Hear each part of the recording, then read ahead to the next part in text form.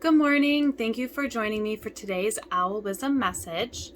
I want to talk about thinking traps. If you've been following my social media pages, I have been posting about thinking traps. And so I want to do a couple of videos because I want to break it down. There's 8 thinking traps. So I want to do this video of 4 and then the next video of the next 4. But I want to spend time just to talk a little bit more about thinking traps because they're really helpful in helping you to emotionally regulate yourself and to help you to respond instead of react. And it can also help you, talk down your anxiety, kind of talk you out of depression or self-defeating thoughts. And thinking traps are really... I don't know what I want to say. They're really interesting to learn about. They can be a really big tool in helping you. Using thinking traps, we don't ever want to fall into any shameful thinking like, oh, I did the thing, now I'm mad at myself, I'm horrible. It's more like, oh, I did the thing. Okay, I can see what I'm doing there. And you can observe your behavior and then help you change that behavior by responding versus reacting, or maybe just not allowing yourself to go down a slippery, spiral slope to depression or something else, and this could be drinking or drugs or, any way to kind of negatively cope for the feelings that you're feeling.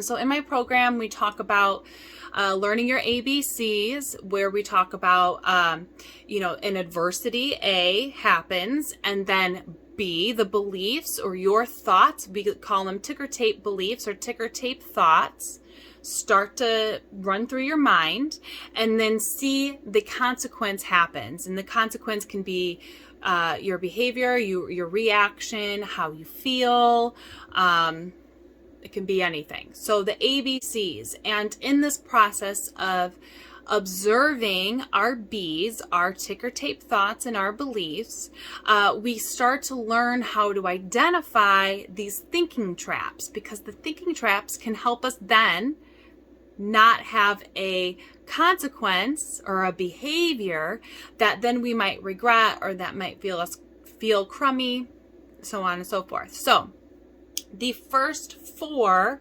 thinking traps that I want to list in this video are jumping to conclusions, tunnel vision, magnifying and minimalizing, and personalizing. So now I'm just going to go a little deeper into each one.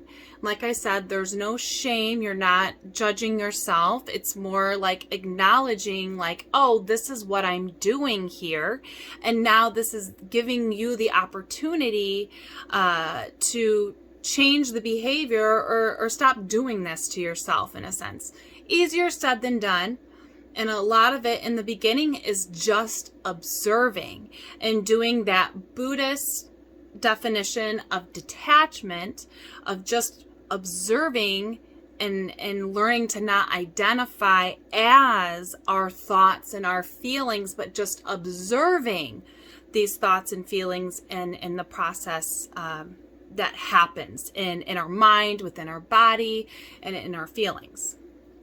Okay, so jumping to conclusions. This is when I always use, my clients are listening, you're going to laugh because I'm going to use the same,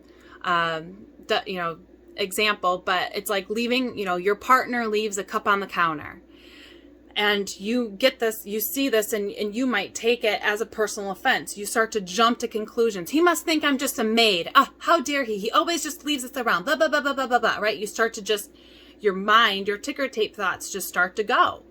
And this is where you can see, what are the evidence? Do you actually know for a fact that he left that cup there and was like, she's a maid, she can take care of it?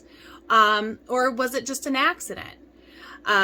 They were going they didn't make it that far to the dishes or to the sink to take care of his dishes. So This is where we can ask clarifying questions and where we can stop and slow ourselves down and go, okay, what evidence do I actually have to back up these claims that I am making about this person, right? I'm making assumptions and I'm jumping to conclusions without the appropriate facts. Okay, so the next one is tunnel vision.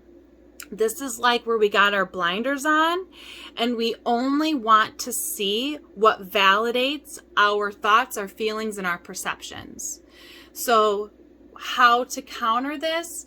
We try to expand our perspective, our points of view. We try to see if this is something that we can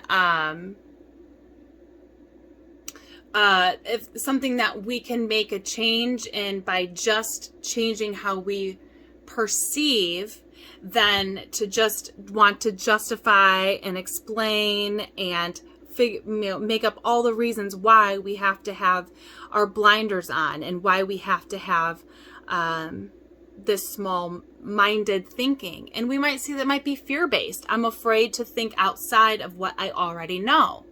But that's self-awareness, right? We're not judging, we're just observing. All right, so the third thinking trap in our set of 4 is magnifying and minimalizing. And this is something that us perfectionists are really, really good at. And let's use this as an example. This is when like a perfectionist is doing a project and all they see are these tiny little mistakes or imperfections that then they judge upon themselves. Well, it's not perfect, so it's horrible. And then, so they'll magnify the imperfections and then minimalize the fact that 99% of the project is A+ perfect. It's awesome. It's just the way they envisioned it. It came together. But that 1% is like, well, because that 1%, it's not perfect, so it's just trash.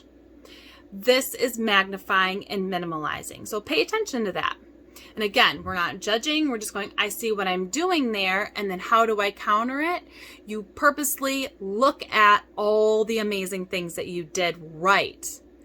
And maybe you write that list down. I love how this and this and this and this and this came out. I love how this came out better than what I expected it would be or how I envisioned it to be. And you can talk yourself out of this magnifying the negative and minimalizing the positive, because it can become a self-fulfilling prophecy too. The last thinking traps of this set of 4 is personalizing. So this is one where we want to take on the fault or take on the mistake for things that aren't our responsibility.